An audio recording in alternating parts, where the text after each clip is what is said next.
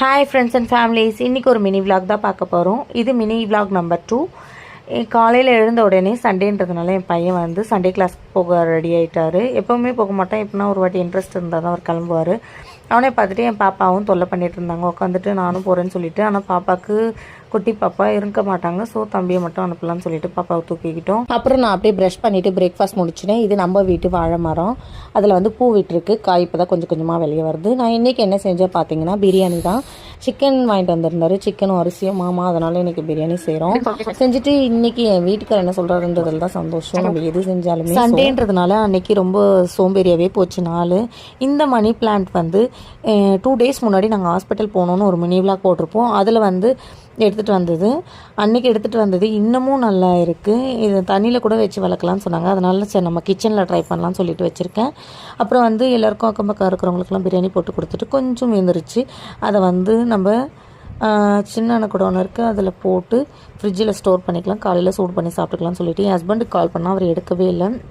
சரின்னு சொல்லிவிட்டு அவருக்கு மட்டும் கொஞ்சோண்டு பிரியாணி எடுத்து வச்சுட்டேன். இதில் அடி பிரியாணி யாருக்கு ரொம்ப பிடிக்கும்னு சொல்லுங்கள். அந்த தீஞ்சு இருக்கிறது, அந்த காந்தல் கூட டேஸ்ட்டாக இருக்கும். அப்புறம் எனக்கு ஃப்ரிட்ஜிலலாம் எல்லாத்தையும் வச்சு சாப்பிட்ற பழக்கம்லாம் இல்லை. குழம்பு அது இதுன்னெலாம் எதுவுமே இருக்காது. காய்கறிகளும் மாவும் மட்டும்தான் நான் வச்சுருப்பேன் மோஸ்ட்லி. ஃப்ரிட்ஜு திறக்கிற வேலையெல்லாம் என் பையன் வந்து ஜூஸ் பார்த்துட்டாங்க. உடனே ஜூஸ் ஊற்றி கொடுன்னு ஒரே தொல்லை. ஊற்றி கொடுத்துட்டு அப்போ தான் படுக்கலான்னு போனேன்.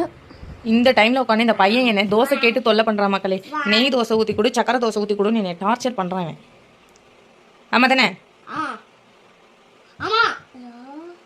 இவன் கையை பாருங்க, இது ஒன்றும் இல்லை, மருதாணிலாம் வைக்கல. அவன் மருதாணி வைக்க நினைக்க போறீங்க. மரண்டா ஜூஸில் கையை விட்டுட்டு விளையாடிட்டு இருந்தான். எவ்வளோ கலர் பார்த்தீங்களா? என்ன ஆகுறது உடம்பு, ஒன்றும் புரியாமல் இழிக்கிறான் வேற.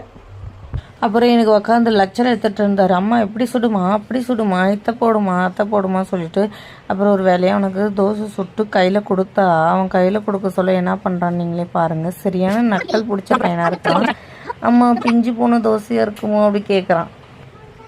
என்னத்தை பண்ணுறது, சரிடா நம்மளுக்கு ரெஸ்ட்டு போய் படுக்கலான்னு நினச்சான். திரும்பவும் வந்து ஊட்டி விடுமா, அத்தை பண்ணுமா, இத்தை பண்ணுமான்னு கடுப்பு ஏற்றிட்டுறான். மக்களே, நைட்டு 11 மணிக்கா இவனுக்கு இதெல்லாம் வரும். கறியை மென்று போட்டு தூங்கி எழுந்துட்டான். அதனால தான் சரி இன்னைக்கு டே எனக்கு இப்படி தான் போச்சு. என்னோட வீடியோஸ் உங்களுக்கு பிடிச்சிருந்தா மறக்காம லைக் அண்ட் சப்ஸ்கிரைப் பண்ணிக்கோங்க. பெல் பட்டன்ல ஆல் கிளிக் பண்ணிக்கோ.